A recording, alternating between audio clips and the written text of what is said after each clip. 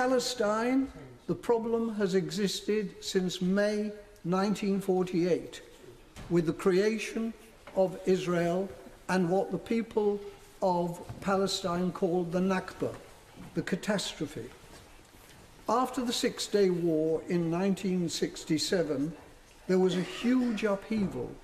Refugees fled across the Jordan, and there are refugee camps in Jordan, there are refugee camps on the West Bank, there are refugee camps in Lebanon, dreadful, appalling conditions there, and there are refugee camps in Syria where people are going through incredible traumas.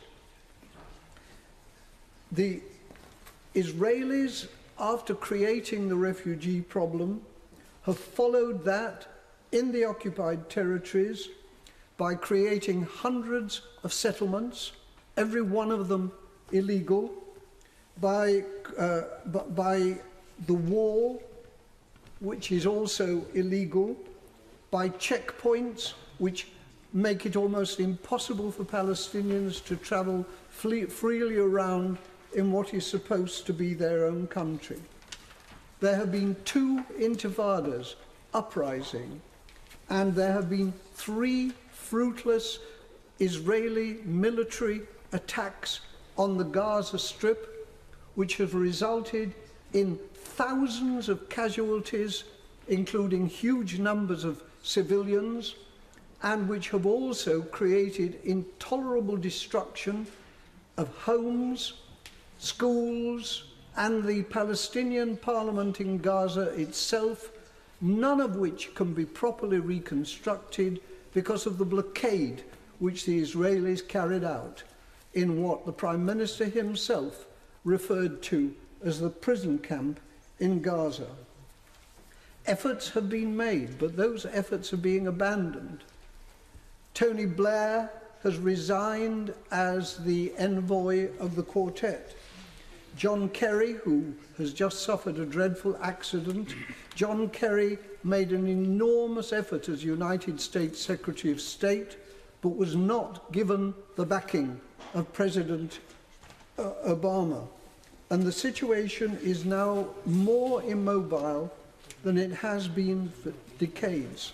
And one of the reasons for that is because Israel now has the most extremist government in its entire existence. On election day in Israel a few weeks ago, the Prime Minister Netanyahu referred in a racist statement to the hordes of Palestinians who were going by bus to vote. He refused and threw himself back from any notion of a 2-state solution. Yet this government supports Israel proactively. The Foreign Secretary, in his speech this afternoon, talked about what he called the work of this government for non-proliferation of nuclear weapons. Yet last month, at the Nuclear Non-Proliferation Review Conference, this government was involved in a situation in which an attempt to have a conference next year to review the situation of non-proliferation in the Middle East was blocked by 3 countries. It was blocked by the United States, it was blocked by Canada, and it was blocked by the British Foreign Office, whose Foreign Secretary today claimed that he was working for non-proliferation. We're in a situation in which, and again the Foreign Secretary referred to this, this country makes a huge commotion about wanting to stop Iran gaining nuclear weapons. Well, I'm against Iran gaining nuclear weapons, and I'm against the Iran government, which is one of the most odious governments in the world. Yet there is no evidence, and there was a book written by a Daily Telegraph journalist not long ago to show that Iraq is preparing to obtain nuclear weapons. Nevertheless, it's right to try to prevent it. But Israel has nuclear weapons. Israel has got hundreds of nuclear warheads and hundreds of missiles with which to fire them in the Negev, in what used to be called the Dimona textile factory. And no action is being taken.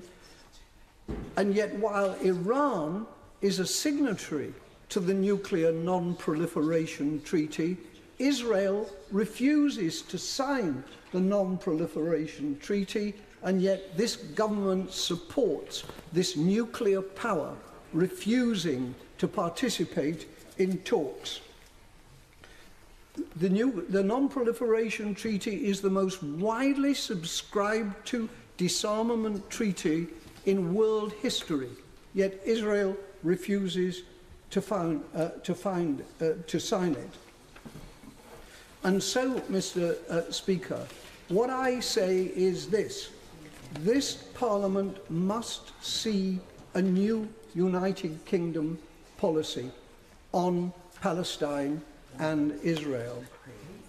This House voted last October by an overwhelming majority to recognise the Palestinian state. This government has shuffled aside a position on that, and I am very pleased that my right honourable friend, the Shadow Foreign Secretary, has today reaffirmed that that continues to be the official policy of the Labour Party. A solution, Mr. Speaker, is in Israel's interests just as much as it is in the interests of the Palestinians, because the Israelis will never know peace and security until there is a settlement. The only alternative to the two-state solution is a one-state solution.